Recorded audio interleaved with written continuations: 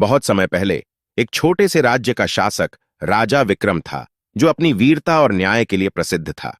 उसकी रानी रानी स्वरिका न केवल अपनी सुंदरता के लिए बल्कि अपनी बुद्धिमत्ता और शांति के लिए भी सम्मानित थी।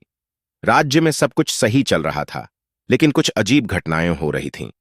रात को राजमहल के भीतर रहस्यमय आवाजें सुनाई देती थीं, और राजा विक्रम और रानी स्वरिका दोनों ही इस रहस्य को सुलझाने के लिए परेशान थे। एक रात जब सभी लोग सो रहे थे, रानी स्वरिका ने महल के दरवाजे के पास हलचल सुनी। वह चुपके से महल के गलियारों में चली गई, जहां उसे कुछ काले घने साए दिखे।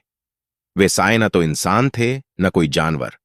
उनका रूप बहुत डरावना था और वे किसी अज्ञात भाषा में कुछ बुदबुदा रहे थे। रानी ने देखा कि वे दरवाजे के पास एक गुप्त सुरंग की ओर बढ़ रहे थे। रानी ने राजा विक्रम को इस बारे में बताया, लेकिन राजा ने इसे महज एक भ्रम समझा और रानी को शांत किया। लेकिन रानी को यह सब बहुत गहरे से खटक रहा था।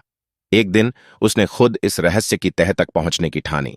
उसने राजमहल के पुरानी पुस्तकों और मान्यताओं को खंगालना शुरू किया, और एक दिन उसे एक पुराना खजाना मिला, जिसमें लिखा था कि महल के नीचे एक गुप्त सुरंग है, जो एक प्राचीन जादू से जुड़ी हुई है।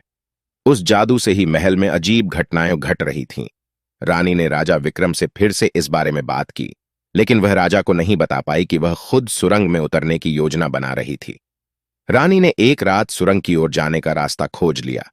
जब वह सुरंग में उतरी तो उसे बहुत पुरानी दीवारों के बीच एक चमकती हुई जड़ी बूटी मिली। वह जड़ी बूटी एक शक्तिशाली तंत्र से जुड़ी थी, जो राज्य के भविष्य को नियंत्रित करती थी।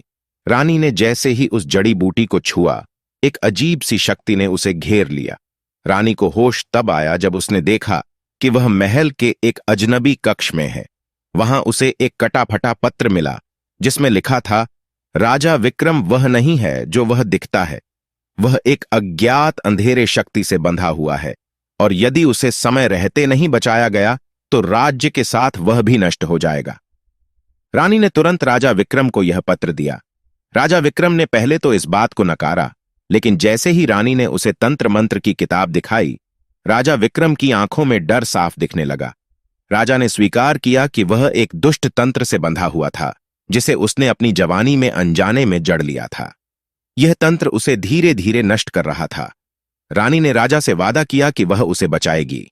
दोनों ने मिलकर उस तंत्र को तोड़ने के लिए पुरानी जड़ी बूटी और तंत्र मंत्र का सहारा लिया। लेकिन जैसे ही उन्होंने तंत्र को खत्म करने की कोशिश की, राजा विक्रम अचानक अजीब तरीके से बदलने लगा। उसकी आंखों में अंधेरा और उसकी शक्ति में वृद्धि हो रही थी। तभी एक बड़े धमाके के साथ एक रहस्यमय आकृति प्रकट हुई। वह आकृति थी राजा विक्रम की पुरानी छाया, जो उसे शासक बनने के लिए तंत्र मंत्र से बंधने के लिए मजबूर करती थी। राजा विक्रम की छाया ने उसे एक अंतिम विकल्प दिया। अगर तुम चाहते हो कि राज्य और रानी को बचाओ, तो तुम्हें मुझे अपना अंधकार स्वीकार करना होगा। राजा विक्रम को एक कठिन निर्णय लेना पड़ा। उसने अपनी आत्मा को बचाने के लिए अपनी छाया से सुलह की, और जैसे ही वह निर्णय लिया, राजा विक्रम और रानी दोनों को महल में शांति मिल गई।